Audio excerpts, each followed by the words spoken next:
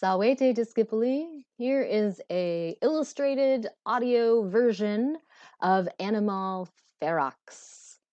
Certainly somewhat condensed, so you will still have to look back at the text for details about things that happen in between some of this action and for answers to your questions in Latin. But hopefully this will give you a good introduction and give you a really good idea of what's happening in this story before you look at the text. So you have some vocabulary knowledge ahead of time. Here we go.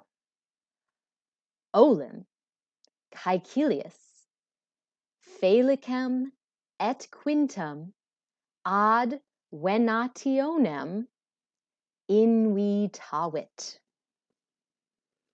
Et Felix et Quintus valuerunt ira in venationem. Ergo, Caecilius et Felix et Quintus et multiservi et multicanes ad montem Vesuvium processerunt. Quintus venabulum longum tenebat. Hic est venabulum, et Quintus tenebat. In monte Vesuvio aper ferox et ingens habitabat.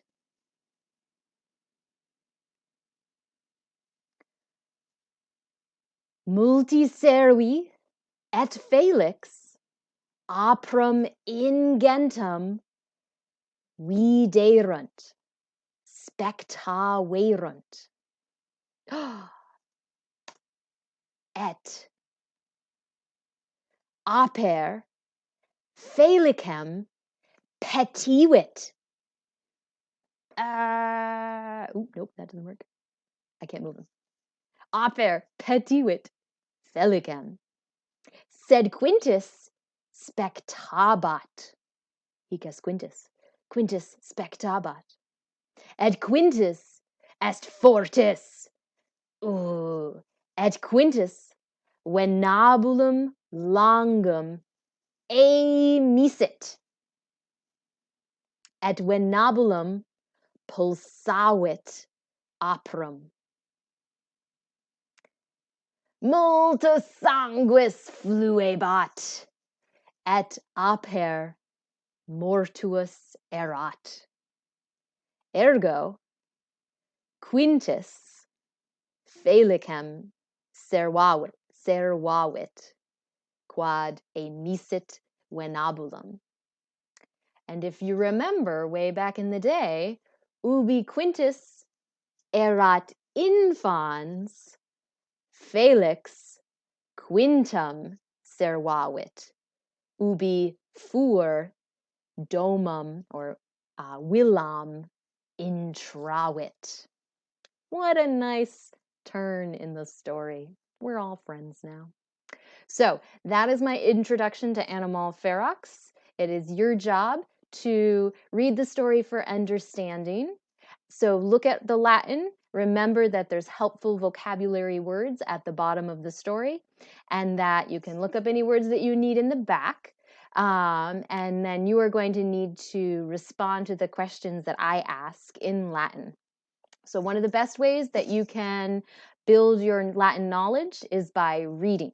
And so making sure that you understand all parts of the story, taking some time to really read it through thoroughly, thinking about what case nouns are, because they're going to be doing the action if they're nominative and receiving the action, and therefore translating at the end of the sentence if they're accusative. And make sure to be paying attention to the tenses of verbs. Remember, verbs have three principal parts. So for a verb like clamo, clamare, clamavi, clamo means I shout. That's in the present tense. And we get forms like clamas, you shout, clamat, he shouts, clamant, they shout, off of that same clam stem. Clamare is our infinitive. That's our to-shout form. And clamawi is our perfect tense, which is and it's the I form of the perfect tense. So clamawi is I shouted, clamawit is he shouted, and clamawerunt is they shouted. And then not built directly off of a principal part, but the imperfect tense starts with that same clam that we have in the present tense, gets a vowel ah, like we have in the infinitive, clamare, clama, but instead of the re, we get a ba plus our personal ending. So it's really good to read a verb backwards, thinking about its ending. So clamabat, the T tells us it's a he or she doing the action. The ba tells us it's imperfect, was or were doing, and the clam tells us it's shouting. So clamabat, he was shouting. Practice, practice, practice with those, because I think it's one of the hardest things about Latin, because it's not something we do in English at all. And the more practice you get, when you see words in context, when you think about how they translate, the better off you are going to be. So best of luck on this Animal Ferox assignment. And if you have any questions about it, hopefully you will have been able to get started on it before Wednesday, before Tuesday. So come to class with any questions if possible, and I'll try and answer them.